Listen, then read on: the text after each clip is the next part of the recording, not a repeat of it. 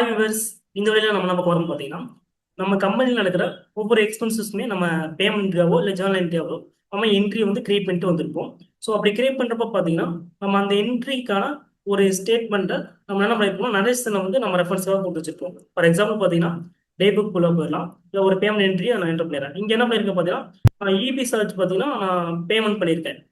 இப்போ அதில் பார்த்தீங்கன்னா நான் என்ன பண்ணியிருக்கேன்னா கீழே நரேஷனில் ஏப்ரல் மந்தோட இபி சார்ஜ் வந்து பெய்டு அப்படின்றது நான் இங்கே ஸ்டேட்மெண்ட்டாக இங்கே நரேஷனில் கொடுத்துருக்கேன். ஸோ இந்த மாதிரி நம்ம பண்ணியிருப்போம்னா மோஸ்ட்லி நிறைய எக்ஸ்பிரஷன்லையோ இல்லை ரிசிப்ட்லையோ நம்ம என்ன பண்ணியிருப்போம் பார்த்தீங்கன்னா நம்ம உள்ள வந்து நரேஷன்றது கொடுத்துருப்போம்.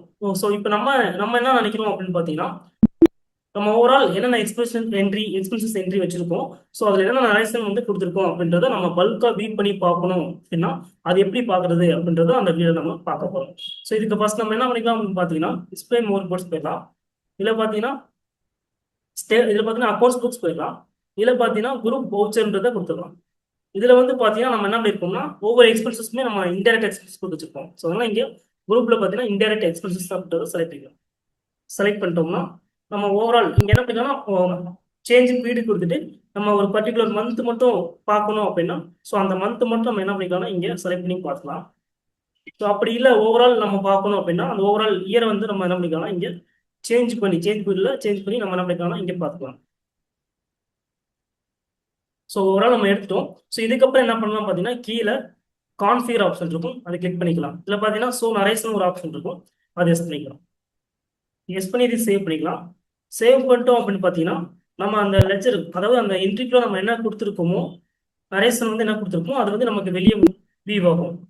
ஸோ இந்த மாதிரி ஒவ்வொரு என்ட்ரிக்குள்ளேயுமே நம்ம என்ன கொடுத்துருக்கோமோ அது எல்லாமே நமக்கு இங்கே வியூ ஆகும். ஸோ இங்கேருந்து நம்ம என்ன பண்ணிக்கலாம் பார்த்தீங்கன்னா நமக்கு எக்ஸலாவோ இல்லை பிடிஎஃப்ஓவோ எக்ஸ்போர்ட் பண்ணணும், இங்கேருந்து எக்ஸ்போர்ட் கொடுத்து நம்ம இங்கே எடுத்துக்கலாம்.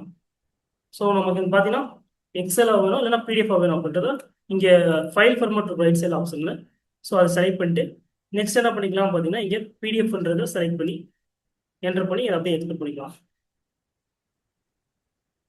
ஸோ நமக்கு இந்த மாதிரி என்ன இருக்குன்னா பிடிஎஃபோ நமக்கு எக்ஸ்போர்ட் ஆகிடும்.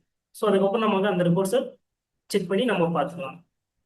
இந்த மாதிரி நம்ம என்ன பண்ணிக்கலாம் பார்த்தீங்கன்னா ஓவரால் எக்ஸ்பென்சஸோட நரேஷன் என்ன கொடுத்துருக்கோம் அப்படின்றத ரிப்போர்ட்ஸை நம்ம எடுத்து பார்த்துக்கலாம். இந்த வீடியோ உங்களுக்கு ரொம்ப யூஸ்ஃபுல்லாக இருக்கும்னு நினைக்கிறேன். மறக்காம நம்ம சேனலை சப்ஸ்கிரைப் லைக் ஷேர் பண்ணுங்க. தேங்க்யூ ஃபார் வாட்சிங்.